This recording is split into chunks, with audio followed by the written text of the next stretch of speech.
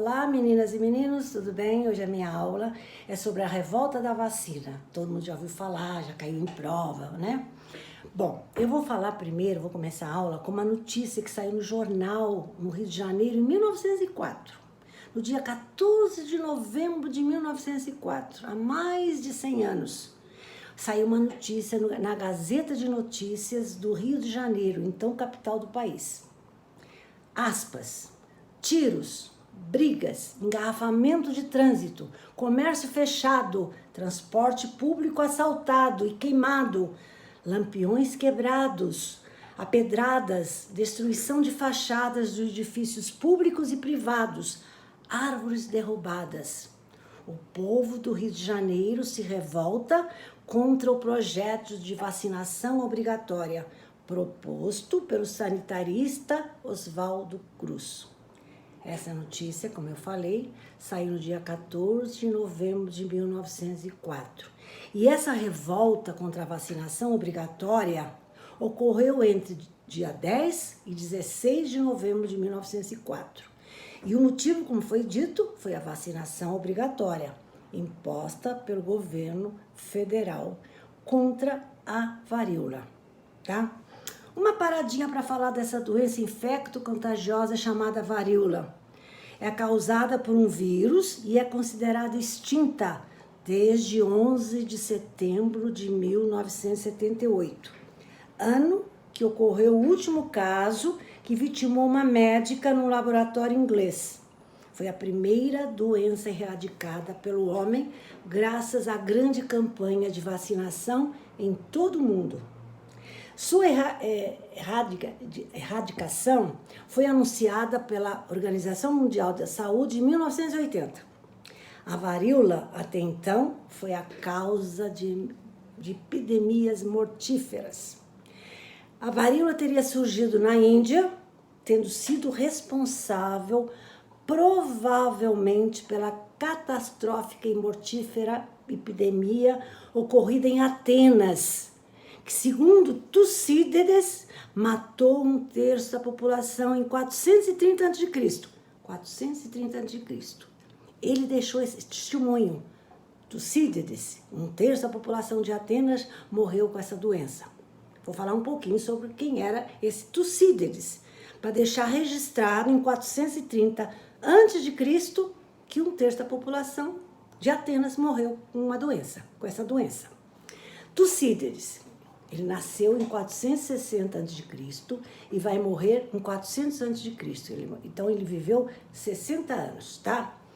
Entre outras obras, ele é famoso porque escreveu sobre a Guerra do Peloponeso em 8 volumes.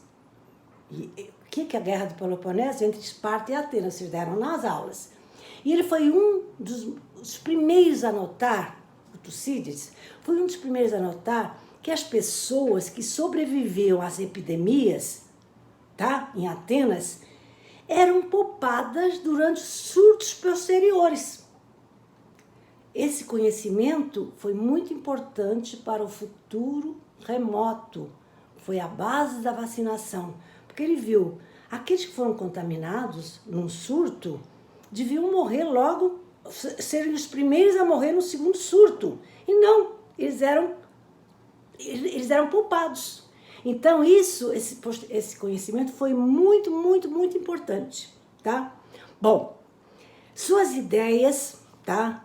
Negando a influência dos deuses em suas análises, gerou seu exílio de Atenas. Isso é só uma parte sobre Tucídides. Voltando à varíola.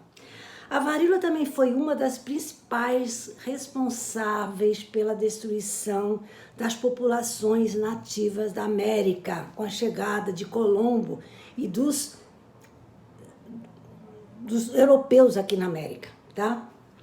Mas voltando à revolta da vacina obrigatória, ocorrida em 1904, no Rio de Janeiro, como eu falei, quando era presidente Rodrigues Alves, o 5º presidente do Brasil, que governou de 1902 e 1906, sendo ele, esse Rodrigues Alves, responsável pela compra do Acre da Bolívia, pelo Tratado de Petrópolis, em 1903, tá?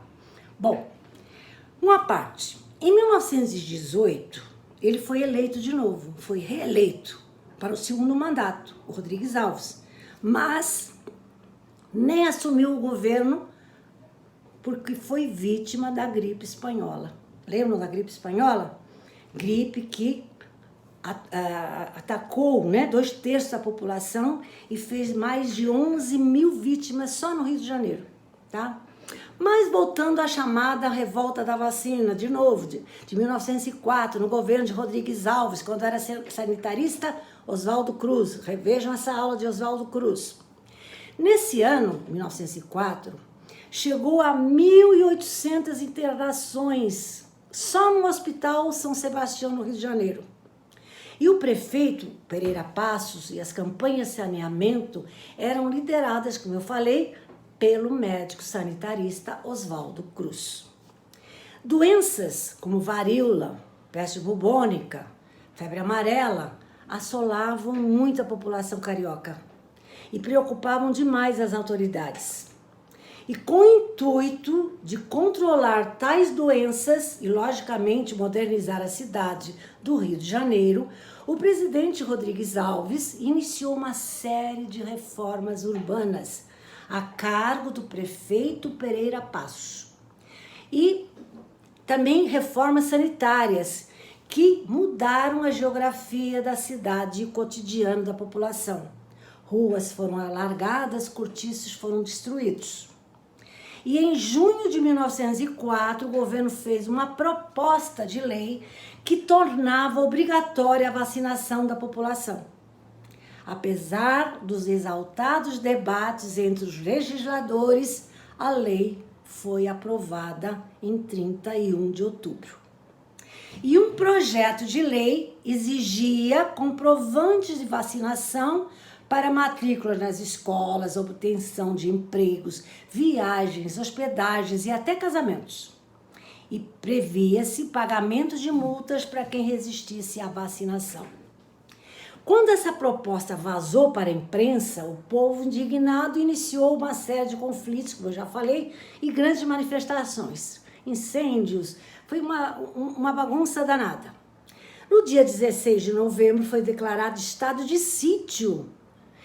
O que é estado de sítio? Estado de sítio quando a Constituição fica à parte, tá? A suspensão foi declarado nesse 16 de novembro o estado de sítio e a suspensão da vacinação obrigatória, depois de grande repressão que se seguiu à revolta. Houve muitas prisões. O saldo foi de 945 pessoas presas, 30 mortos, 110 feridos e 461 pessoas deportadas para o Acre. Muita gente, aqueles que foram deportados para o Acre, não chegaram nem vivos lá. O trajeto era enorme, ir para o Acre naquela época é como na Rússia ir para a Sibéria, tá? Outra paradinha.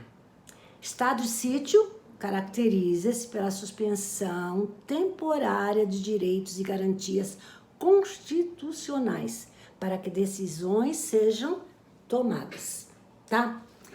Agora, voltando, por que houve deportações para o Acre mesmo? Por que foram 461 pessoas deportadas para o Acre, lá longe, tá? Relatos oficiais apontam que para o Acre foram deportados mais de 1.000 pessoas relacionadas com a revolta da vacina. Não foi só 461. E também foram deportados após a revolta dos marinheiros, em 1910. Então foram deportados na revolta da vacina e na revolta dos marinheiros, em 1910. Esses que foram deportados para o Acre não eram formalmente criminosos. E muitos nem tiveram seus nomes revelados. Há muitas controvérsias e ainda é obscura a causa que levou o governo a desterrar essas pessoas para o Acre, um local ermo, distante e de difícil retorno à civilização republicana.